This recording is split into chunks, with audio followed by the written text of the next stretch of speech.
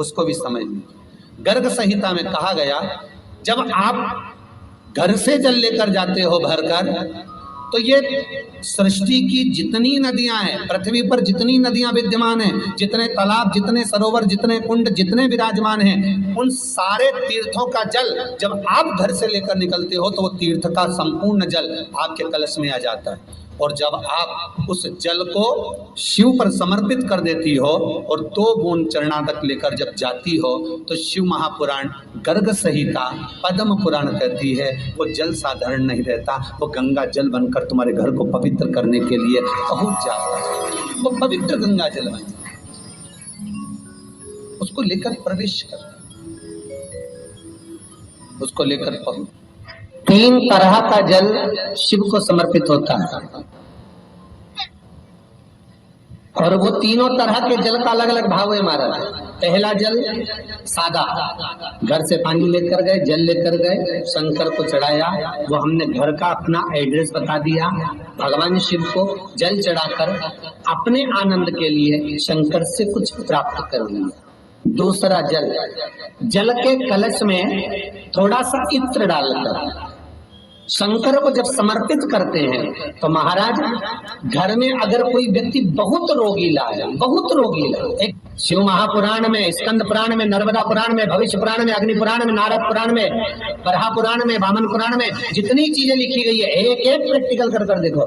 तो शिव महापुराण, स्कंद पुराण का ये भाव याद करिए कि 1 लोटे पानी में इत्र मिलाकर, जल में इत्र मिलाकर, बहुत रोगीला व्यक्ति, बहुत बीमार व्यक्ति है, 1 लोटा पानी उसका हाथ का स्पर्श कराकर शंकर को चढ़ाना प्रारंभ कर दीजिए। महाराज केवल 5 या 7 दिन चढ़ाओ, और वो 7 दिन के बाद में उस बीमार व्यक्ति का क्रम देखिए कि उसमें कितना आराम लगा है।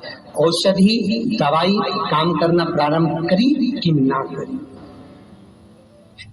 केवल इत्र समर्पित, इत्र का जल। तो पहला जल सादा, दूसरा जल है इत्र का, और महाराज तीसरा जल जो शिव महापुराण के अंतर्गत कहा गया है, बेल पत्र का जल।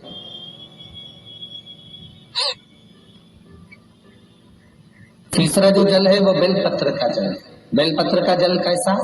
तो महाराज शिव महापुराण की कथा कहती है कि जल के पात्र में एक बेलपत्र अंदर डालकर उस जल के पात्र को ले जाकर शिव को समर्पित करना, अर्थात अपनी मन की कामना भगवान शंकर से कह देना, केवल बेलपत्र के माध्यम, बोलना नहीं, हमको कुछ,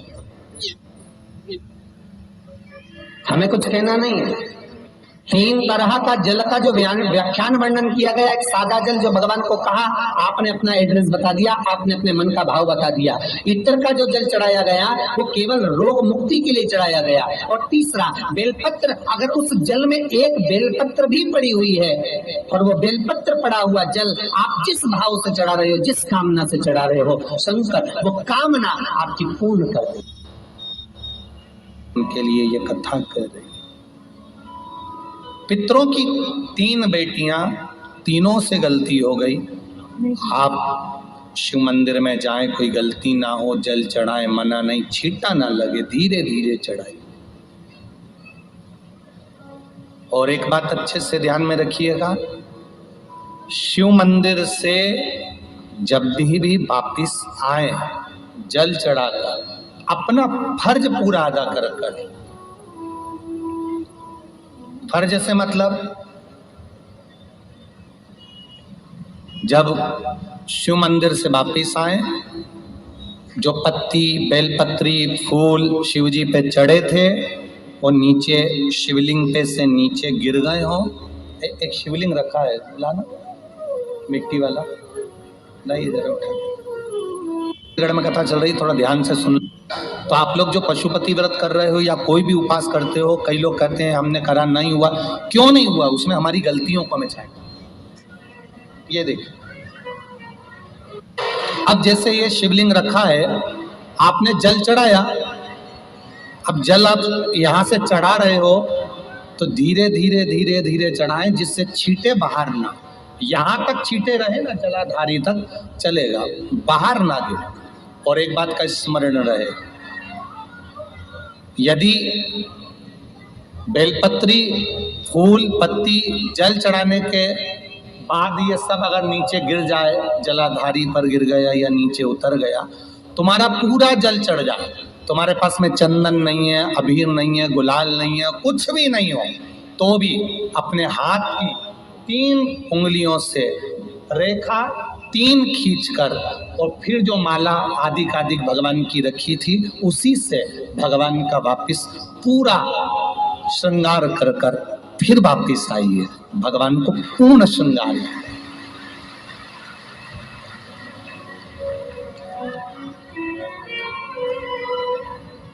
भगवान का पूर्ण श्रृंगार कर कर आइए। कई लोग जल चढ़ाने के बाद में भगवान का जो फूल पत्ती नीचे रखी रहती है, आप, हम ये नहीं कह रहे कि आप अपने घर से लेकर जाओ, आपके पास में कुछ नहीं, 1 लोटा जल चढ़ाओ, जल चढ़ाया, जो फूल पत्ती नीचे रखी हुई है उसी को उठाकर उसको रखकर उसी फूल से भगवान का खूब सुंदर श्रृंगार भगवान का कर कर फिर आइए। क्यों? शिव का जब हम श्रृंगार कर कर आते हैं, माता पार्वती जी ने देव अधिदेव महादेव का श्रृंगार किया है, आप लोगों के स्मरण में होगा। राम जी ने माता जानकी का श्रृंगार किया है। रामचरित सुनिए, कथा रामायण सुनिए, आप लोगों ने रामायण सुनी होगी, तो उसमें माता बैठी हैं शिला के ऊपर और भगवान राम उनका श्रृंगार कर रहे हैं, एक कौवा आता है वो चोंच मार कर जाता है, ये सारा वृत्तांत आप लोगों ने श्रवण किया है। तो राम जी माता सीता का श्रृंगार करते हैं, भगवान कृष्ण राधा जी का श्रृंगार करते हैं। केवल एक देव अधिदेव महादेव की कथा ऐसी है जिसमें पार्वती जी शिव जी का श्रृंगार करती है। शिव का श्रृंगार किस लिए? क्यों? कहा जल चढ़ाने के बाद वहीं पर पड़ी हुई पत्ती से, फूल से, जो चढ़े हुए फूल हैं, चढ़ी हुई पत्ती है, चढ़ा हुआ निर्माल्य है, जो भी शिव जी का है, उसी को धोकर वापिस भगवान का श्रृंगार कर कर आना चाहिए।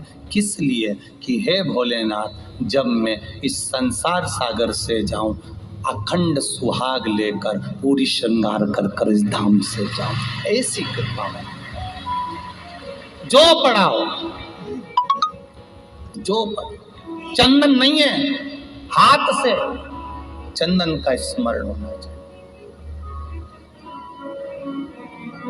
नहीं है हमारे पास लगाने को रोली, मौली, चंदन, जो भी आपके